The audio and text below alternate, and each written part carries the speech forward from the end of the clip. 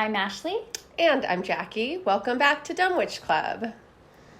Hi. Hi. How are you? Oh my God. I have been better. I know. What is happening? I don't know. I've been looking through my sixth house because I've been struggling with my health. I just keep having one thing after another. And some of it really bizarre and random, and some of it stuff that I've dealt with before, but I'm just flaring up. Oh. And I'm just not thriving in this way. I don't think, honestly, pretty much everyone I've been speaking to, including me, I think to a lesser degree than you, but just feels exactly the same way. I know it's this winter is dragging on so long. It's freezing. It's raining beyond what we're used to. A lot of people are sick. It's kind of the season for just getting sick or just being, whatever. But no, I don't know. I just feel the last month for sure, 4 weeks solid, it's just been so bad. And I've been consulting astrology, trying to figure it out. And I don't know if I'm able to figure it out right now, what's going on with me personally. I mean, I've been hearing that from a lot of people too, even people who've been trying to look into it and trying to figure out what's going on. I mean, even one of our last episodes, or maybe it was the last one, I can't remember. See, I can't even remember. We were we're not even gonna do Oh my gosh. No, I know, because everything has been such a mess. I know. And we were definitely resisting that, I think, which I hate. I tend to resist a lot. A lot of my energy is just having to tell myself not to resist reality. I'm just I have to accept reality. Yeah. My little mantra is resisting reality does not change reality. So I have to tell myself, okay. I think that's where we were last time. Yeah. Resistance. Definitely. We were we don't want to talk about it. We don't want to look at it. It's so bad. I still kind of feel that way. But I'm more just okay, whatever. Yeah, I am too. Let's just look at it. Yeah, because what are you going to do? I mean, like you said, it's there regardless. And part of being able to do something about it, you have to face what it is. And then you can actually do something about it. I know. But I feel I don't want to. But guess what? You don't have to for that much long. Maybe you do because there's other things going on, and certainly that's a thing. But astrologically speaking, we're getting past a lot of this. Okay, so I feel we are slipping into our Why Though segment. So I would like to do that. Isn't our life together just kind of one big why though? Yeah. And there's times where we're nail it down. Yes. We're okay, we got it. We see it. We figured it out. We know what to do. We're so smart. Yeah, we're so smart. Oh my God, we totally got this. We got this. And the next day we're why?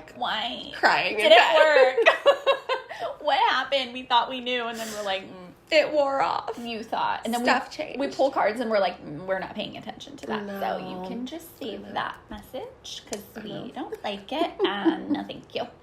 I know. But then we're also still okay, but also but help. Help me. But what do I do?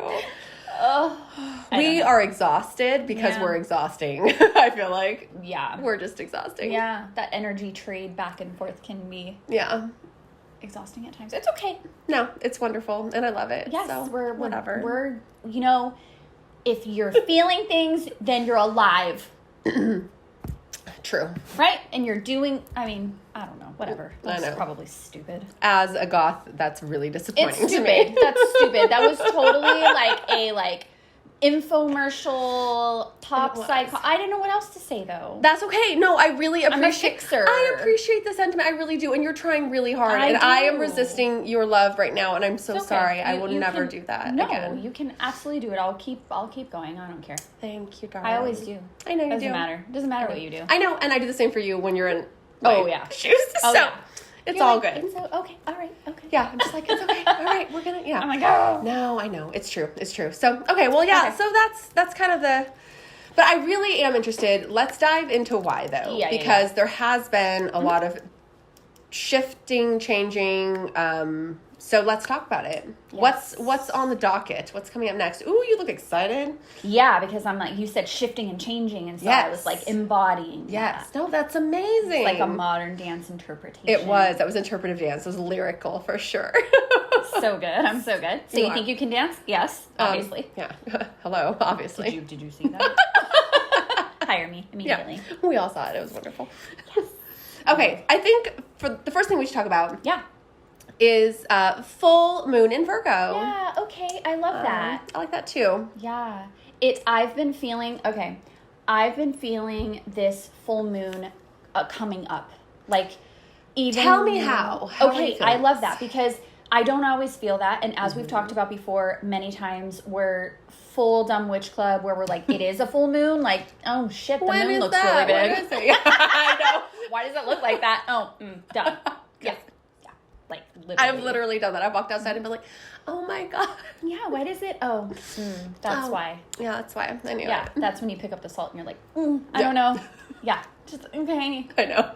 Wait, no, that's not. I don't know. I don't know what it is. Yeah, that's, and typically that's where I am. But for this one, and maybe because everything else feels so intense and so many planets are shifting and changing, and there has been like a lot of Aries energy and stuff, maybe that's why I'm like, I feel this full moon coming because it's like, you are my only hope.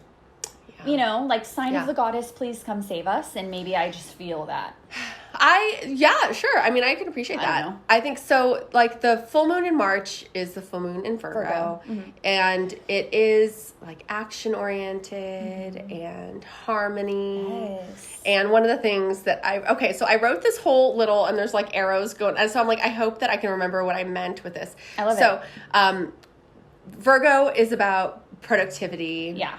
And sometimes it's also about recognizing and letting go of what is no longer productive or serving you in your life. Absolutely. So I feel like with that type of energy, this full moon could potentially feel overwhelming or very anxious to some people. Yeah, because they might be feeling this sense of there's so much detail, there's so much to do. Sure.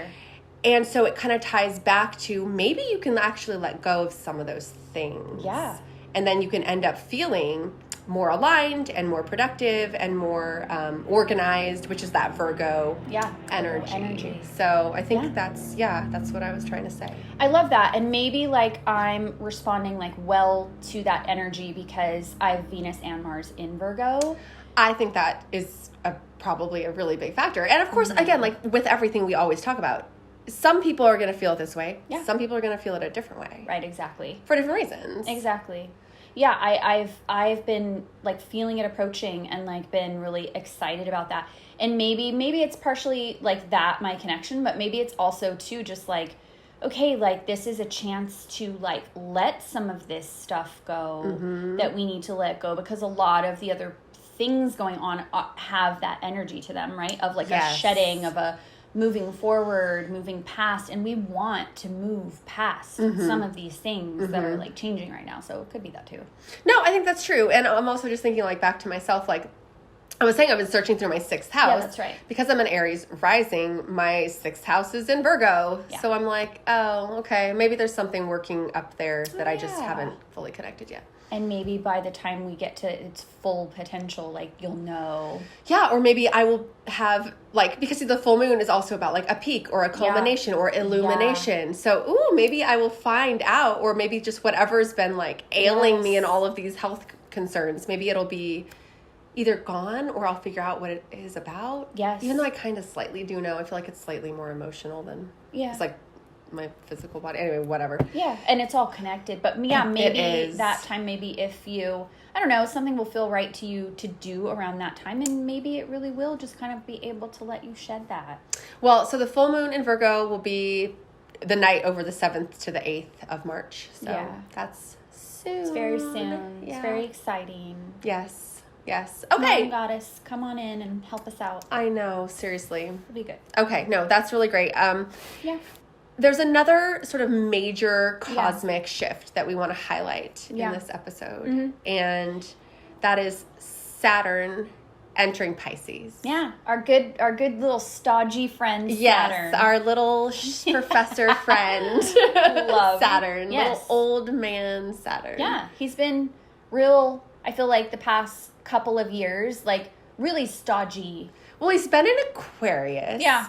And Saturn went into Aquarius, I think I have here, March 21st of 2020. Yeah. So we may all remember around that time period some major things happening in the world and in our lives. Yeah. So the entire pandemic, essentially, Saturn has been in Aquarius. And I feel like the pandemic highlighted our connection or having to sever connection with like our fellow man and community and 100%. Fellow humans and all of that. Yes. And sort of, as that bore on and on in time, I think Saturn was getting just very like, over it. Yes. And I feel like he has a little pocket watch and he's just like, totally like agree. that. Yeah. Because, I mean, it makes so much sense that it was in Aquarius at the time. Like, just because, a lot of times you focus on like the positive sides of that and stuff like, humanitarianism and everything. But we really started to see in that time, and then in the 2 years post, like, how much we weren't doing in terms of what we should have been doing. Yes, and that sort of unique flavor of Aquarius almost translating all the way too far to like isolation. Yes. And feeling like very disconnected and like you're separate from the collective.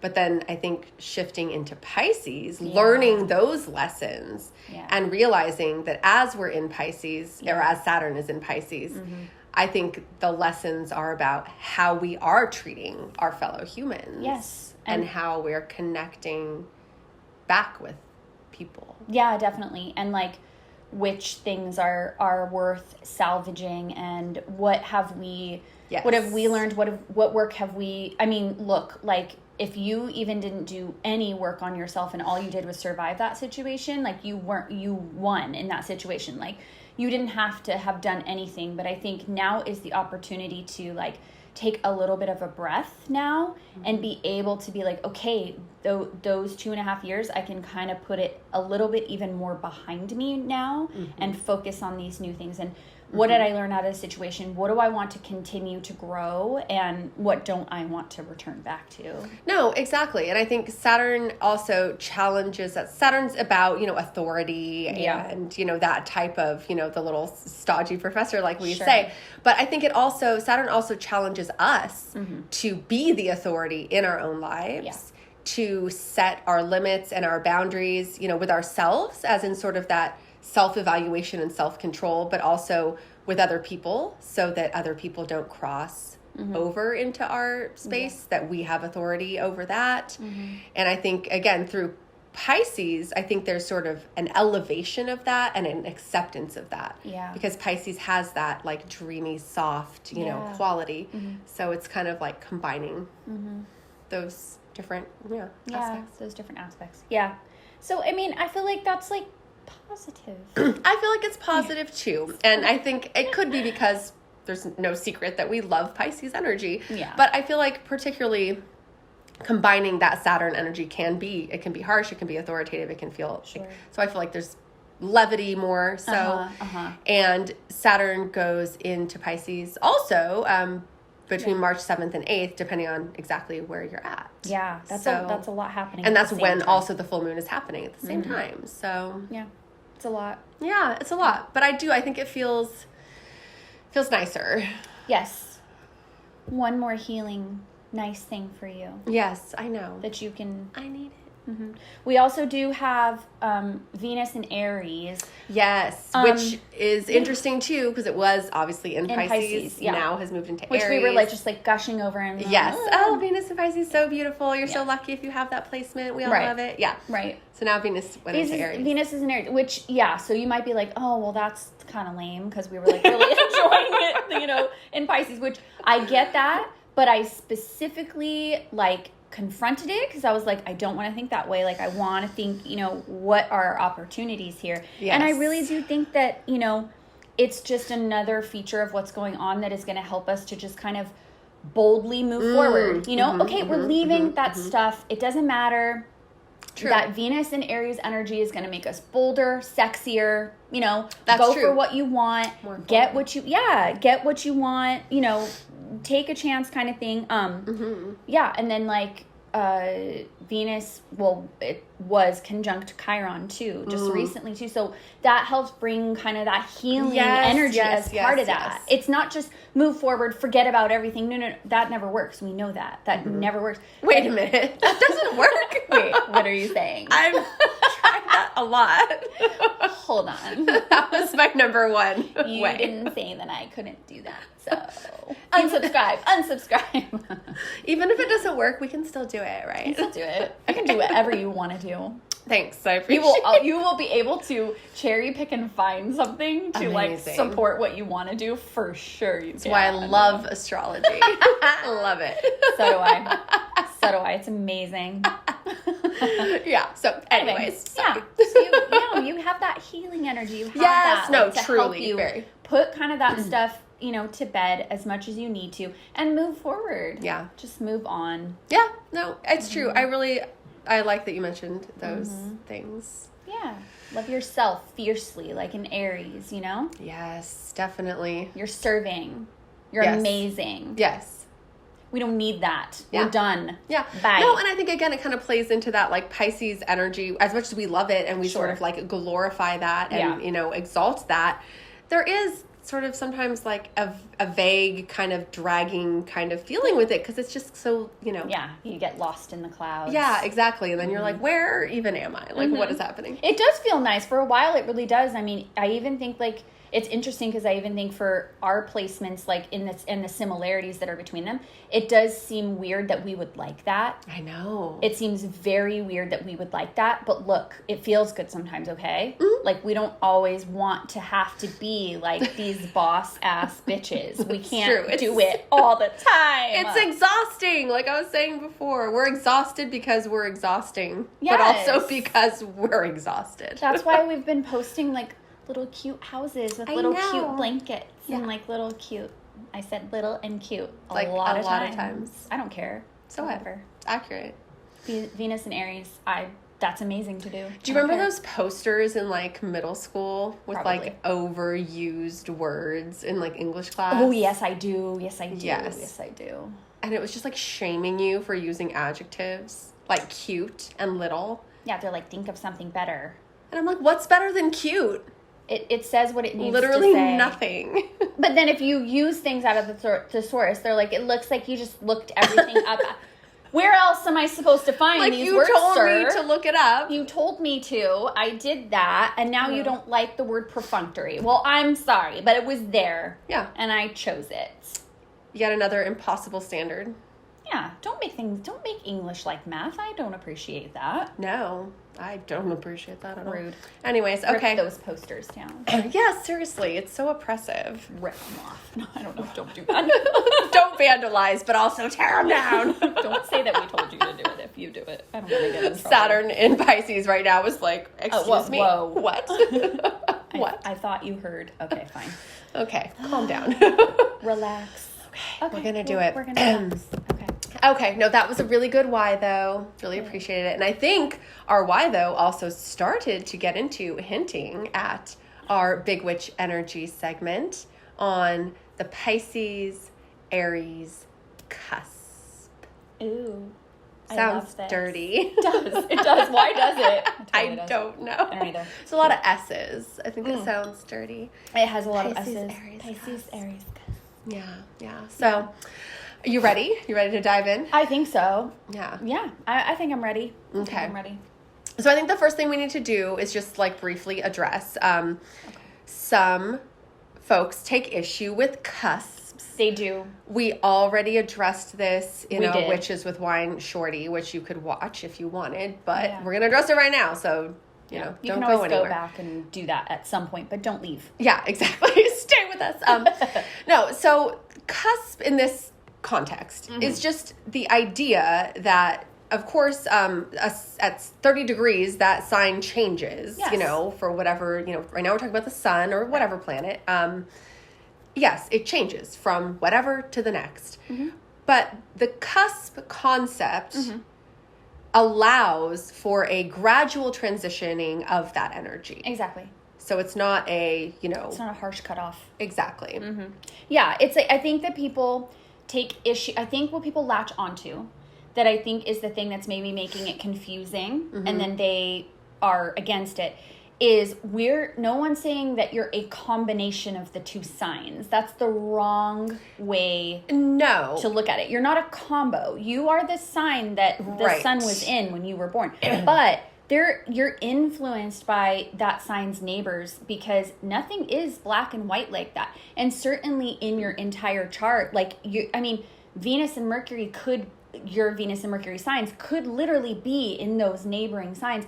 That's all coloring who you are. That's contributing to the idea of that cusp period being valid and being a thing. So no, we're not saying, oh, you're both of them. And if anybody says that to you, that's not correct. No, and that's not even what is meant by cusp energy. It's it's energy exchange that we're talking about, and sort of a gradual, like a gray area.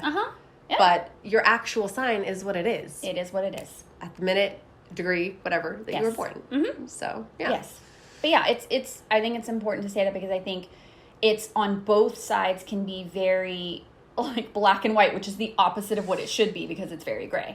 Yes. So it's like, precisely. Okay, someone says that's not true, but this isn't also true. Like, it makes sense for there to be that bleeding over of energy. It happens with every other process in the world, in the earth. Exactly. Yes. A flower is not just open and then it's closed, or closed and then open. Like, it gradually opens. Oh, that's a really good analogy. Oh, thanks. I just thought of it right now, which is why I said it backwards at first. Yeah, but that's amazing. And I mean, look, there could be like 100,000, 100 million different examples in nature to like point to this and show what we're talking about. So. Yes, exactly. Why am I so defensive? I know. I was like, we are over explaining this. I think they get it. I'm like, so just shut up. And it's like, they're like, we're just watching. Like, why are you yelling? I know. So, okay. So there also is not, in my opinion, a definitive time period of this cusp period, because it is about the gradual evolution of energy from one to the next. Sure.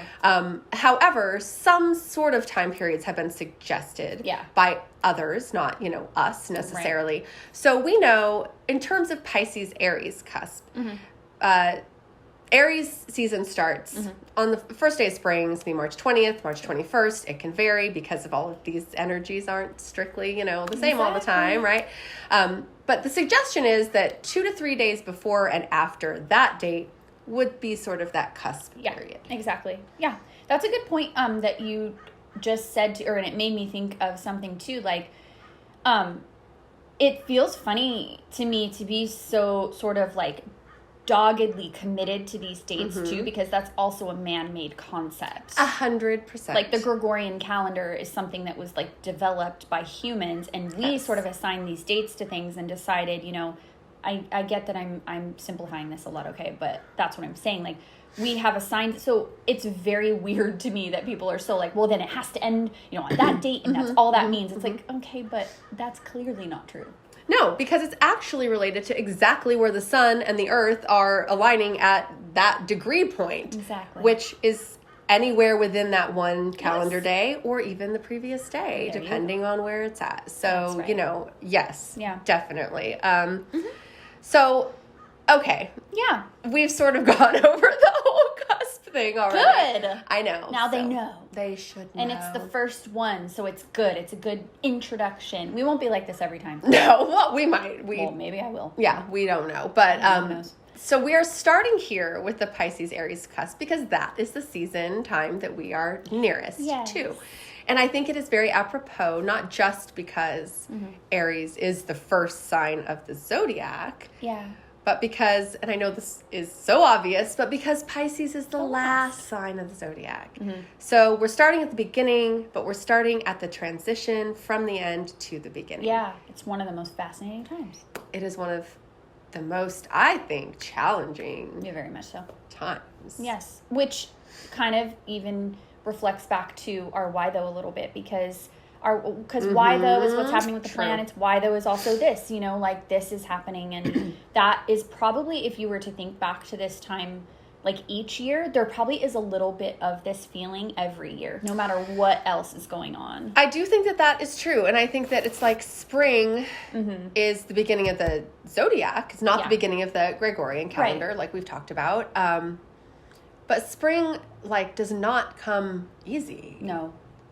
It's like you had to survive the winter. Yep.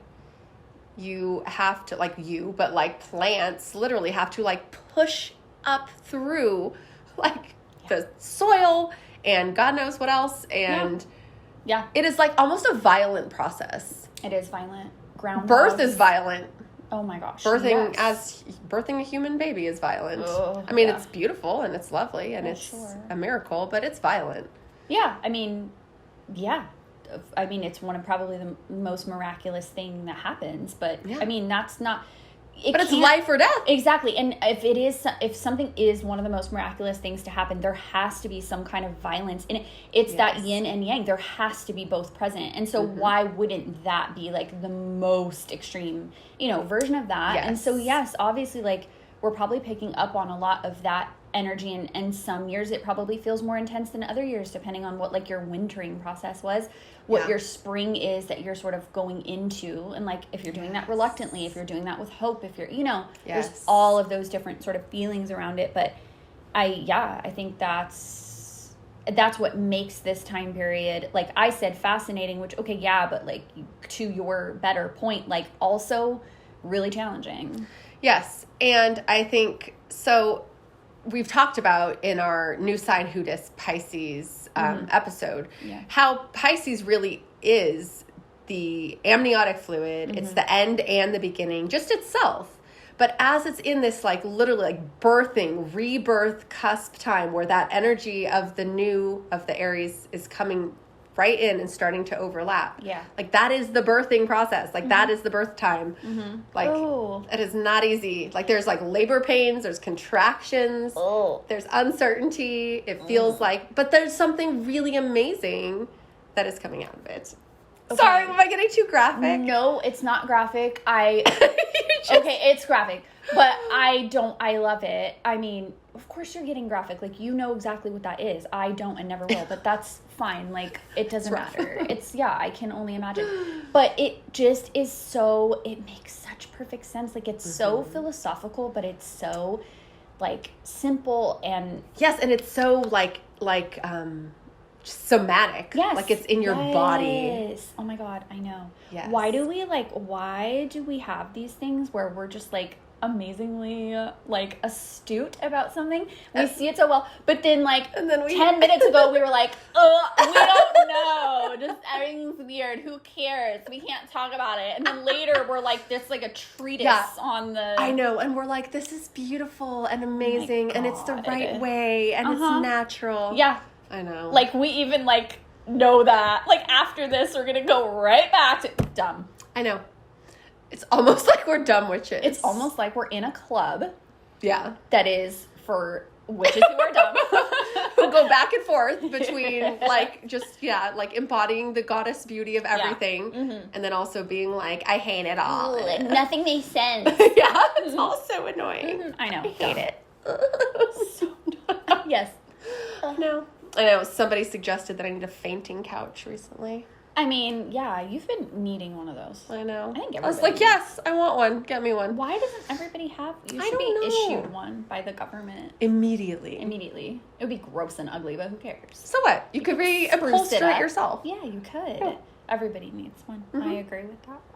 I know. So, okay, I think as we've pontificated on already, the Pisces-Aries cusp is very profound. Yes. And all of the cusps are about energy exchange so in terms of Pisces and Aries, we are going from water to fire. Yeah. And we are going from night to day. Yeah. So, these are profound shifts. And again, all the cusps have profound shifts. Because that's what they are about. But I feel like with also going from last to first, we're sort of dealing with going from complexity of that kind of pre-birth death kind of energy into what, and as an Aries rising, I'll say is fairly uncomplicated. Yeah. Aries energy is just straightforward. It's like a baby. Yeah. Here I am. I need to eat and sleep and you have to take care of it for me, and that's all I need. Leave me alone. Yep. Yeah. Mm-hmm. And if I just get those things, it's cool. We're good. Yeah, I'm going to be fine. I will just get right through. Yes. So, yeah. So it's like this deep, complex energy. Yeah. Transitioning into this very sort of uncomplicated, straightforward energy.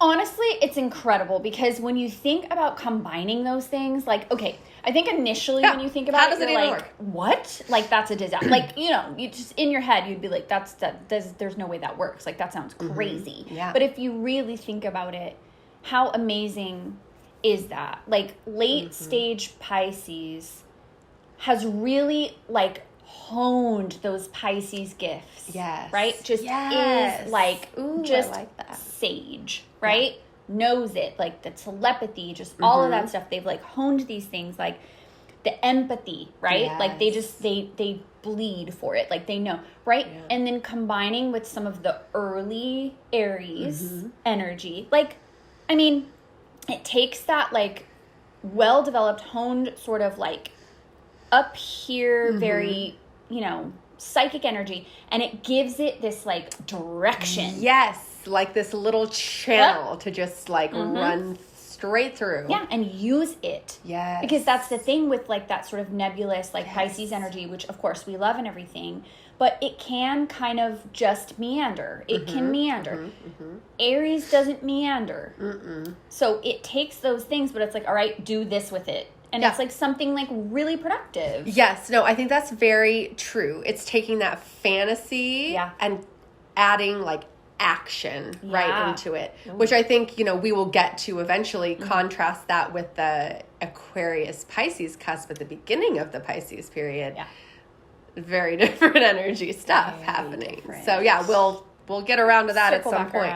But I've also heard this called a primal cusp. Ooh, I like that. And I think, again, that just harkens back to the things we were already saying about sort of this intense, like, rebirth kind of stage. But it really is. It's just, like, the most primal kind of thing, you know? And it's sort of a puzzling combination, like Ashley was just saying. It's kind of like, how does this stuff even work? Like, how would this combine? Yeah.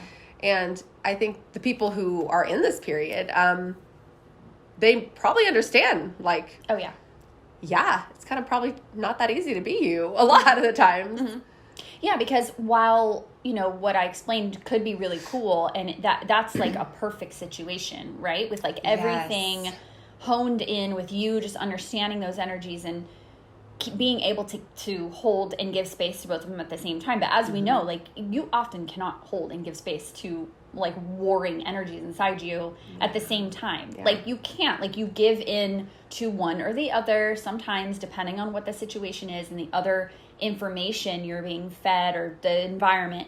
And I mean, it's, you know, ideal to think about it being like, oh, and then it just, you know. Yes, exactly. But it's the potential for it to be. No, and then that is the journey of this cusp period. Right. Is to hopefully, you know, through hard lessons, get to that type of place. Yeah. Which is like an amazing place. No, it definitely is. And I think what you're saying is also why self-criticism is exceptionally painful for this cusp period. People, they can become very critical of themselves. Absolutely. They're very sensitive to analysis from others. So if you have one of these folks in your life who has this sort of, you know, Pisces, Aries, cusp birthday, like they're not going to want to hear a lot of your opinions about them because they take it to heart like very deeply. Yeah, very much so. And it's interesting because, you know, the Aries energy is very much associated with like self, like you explained, right? It's like it's the I am energy. It's the ego. It's all that. It's, you know, but with this Pisces influence, there's that empathy and compassion and it is a lot less self-focused in some ways, but then I guess less self-focused in like an Aries way and more like self-flagellating. Yes, exactly. And I think that's exactly why it becomes this sense of like, oh, I'm just this awful person or I'm this like difficult person. Yeah. You know? And I think self-awareness and self-knowledge and cultivating that is really important for people in this cusp period because they have to learn to be gentle with themselves and to not expect themselves to be this like, sage, deep, amazing, like, even though they probably are amazing, but true. having that expectation of themselves. Yeah, that's absolutely and true. feeling like they're never quite meeting it, or, that they have to meet it perfectly all the time. Yeah. And perhaps, the compassion that they probably have and the empathy they probably have for others, that's great. Exactly. And we love to see it. But perhaps even that, like, okay, how much of that do you really need to take in? And maybe just even like exercising like it in a different way. Like, those people are giving you feedback, but they may not know exactly what's going on with you. So, be a little gentle with them. Like, they don't know what's going on inside you. We know it's a place, and it's a little crazy, and we get it, but like not everybody's going to. Yeah. And so maybe just like practicing that, like, compassion for others, like, okay, they just don't understand. Like, they're not doing it to be mean or anything. They just don't get what I'm doing. That's totally fine. And you don't have to take in those things if they do not make sense to you and they do not describe you. Yeah, no, definitely. And I would just kind of even echoing back to like Saturn being in Pisces right now, and sort of that, having your own boundaries and knowing who you are and being the authority in your own life. If this is you right now, like, this is your time, to work through that and sort of figure that out. Oh, that's so nice that you like provided like advice. Oh, thank you. I did feel like I felt compelled to do that here, because I just think really it's such a fraught, it is time. Yeah, I knew that too. But I love that that's so supportive. So kind. I also wanted to mention, and I don't know, is there something else that you want to mention before I mention my celebrity poster person for this energy? Oh, I love that you're going to do that. I didn't do that, so I'm so happy that you're going to do that. That's amazing. I did want to just, something that popped into my head when I was going through this, I did want to say like one thing. It made me think of the type of person, like a Pisces-Aries cusp person, is that person who, like, I thought of like a summer camp analogy. Oh, I love it. I know. Yeah, me too. So they're like the ones that are like, first off the bus, they're the color war champions at summer camp, right? Like, they're like voted one of the superlatives, whatever it is. They're this, like, junior camp counselor. Yes. Yeah. And they're like the captains of like whatever the team is, because it's that like Aries energy, right? But they're the ones that like cry when camp is over. I know, or they cry at night because they miss their family. Yes. That's like the perfect encapsulation. That is so good. That is so good. Yeah. And gosh, that analogy is so good too, because it's like you imagine their daytime self, that Aries energy. Yes. Oh gosh, that's contrasting so good. With their nighttime self, that Pisces. That is a really good point. I love that. Sweet baby. Oh my God. We needed like somebody to do a comic on this, or like a little zine. I know, I could imagine an adorable little illustration about this. So can I, adorable. So cute, except we both cannot draw. No. At all. No, never. Could never be we can us. See it in our heads. I know, it's so frustrating. That's so cute. I know. No, I love it. I think that is very illustrative, and I love it. The person that I want to mention. Yes. And I feel like I'm using these old, throwbacks. I love it. And I hope that people even know. And if you don't know, look her up. Joan Crawford. Oh my gosh. Can't you see it? 100%. Can't you see it? That's amazing. Amazing. Oh my gosh. I feel like, and look, there's obviously plenty of people born in this cusp period. Of course. I mean, other famous people too, but I just feel like Joan Crawford, she clearly felt very highly about herself. Oh yeah. And yet she would like crumble under criticism. And she had notorious rivalries with other Hollywood female stars, particularly. Betty Davis, like, just to name the name in particular. She was constantly searching for like a family, like, a man. Oh, yeah. She adopted children. If you watch the movie Mommy Dearest, which is about her, which is obviously somewhat exaggerated. And I love that movie. It's very over the top. But she struggled a lot, and she struggled with her public persona matching with who she felt inside, and that she never felt really seen. Yes. So... Anyways, amazing. And she's a fantastic actress, and she's very dramatic, and she's so beautiful. So beautiful, so expressive. Yes. And because she had all of that to her, that's what made her that way. Yes. Like, especially for an actress, like, to be able to have that energy of like that put yourself in someone else's shoes and that deep empathy to get into character, but then also be bold enough to be like, I'm the person to do that. Like, I'm the one, especially back then. Mm-hmm. Yeah, and anyway, I could go on and on about her, which I won't do also. I think that's enough. But I thought when I saw that, I was like, yes. Such a good pull. Yeah. Love it. Thank you. Amazing. Yes. Is there any closing remarks on Pisces-Aries cusp? It's amazing, and I'm sure we're going to say that about a lot of these cusp combinations, but I feel like this one, I don't know, there's just something very special. And I think, like, if you are this person, have a lot of compassion for yourself. Mm-hmm. If you are a partner or in some type of really special, close relationship with a person like this. Yeah, this is your child, especially. Your child, right? Yeah, they need an understanding partner. Yes. They need a grounding force. And so, if you can be that. Yes, definitely. Okay, well, I think that wraps up our Pisces-Aries cusp episode. Awesome. Very nice, very enjoyable. It was a lot of fun. So thanks for joining us. Mm-hmm. Stay witchy, friends. And stay dumb. Dumb Witch Club is written and produced by us, Ashley Sidner. And Jackie Gerard at the Dumb Witch Clubhouse in Orange County, California. Produced and edited by Matt Heinemeyer. Creative Director and Culture Consultant, Violet Turner. Original music by Ashley Sidner. And look us up on all your favorite social media platforms, including Patreon. Until next time, stay witchy, friends. And stay dumb.